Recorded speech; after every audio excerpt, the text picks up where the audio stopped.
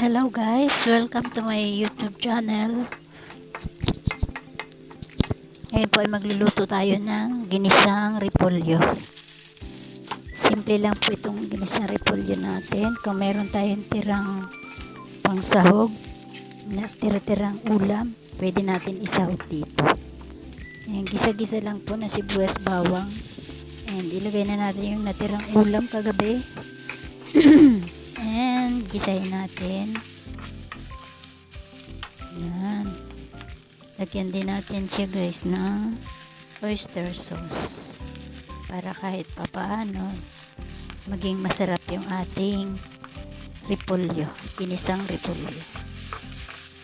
Ganyan lang guys, simpleng luto lang ng gulay para meron tayong maiha.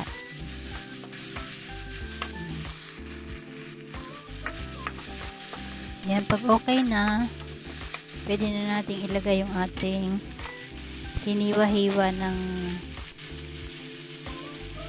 repolyo.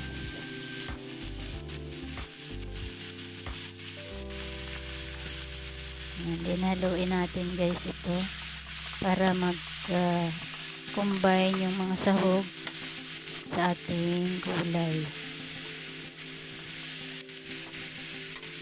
Napakasimple lang nito guys. Walang maraming sahog, kundi yung tira-tirang ulam kagabi. Then, takpan din natin siya para lumambot yung gulay. Halo lang, halo ng halo. And dagdagan natin ng tubig para meron tayong isabaw sa ating kanin. Kasi pag may sabaw na konti, kahit sabaw lang, ulam na. Diba guys? Yan. Malambot na yung ating repolyo. Halo-halo, halo-halo. Yan. Maglagay na rin tayo ng paminta at saka seasoning. Konti lang, konting-konti lang ng seasoning ilalagay. Kasi malasa na yung oyster sauce. Ayan, halo na naman tayo.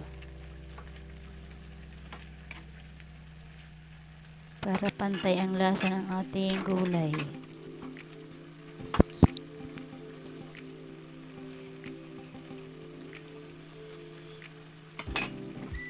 Yan, lagyan na natin yung ating hiniwa na sibuyas, dahon ng sibuyas para may pampabango o kaya ay pampalasa pa yan sa ating repolyo.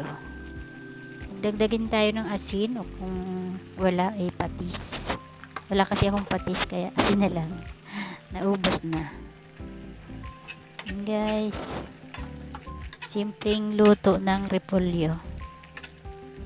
Kahit mahal ang repolyo, pwede na rin.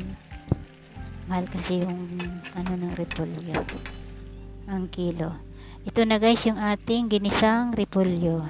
Thank you for watching. Don't forget to subscribe.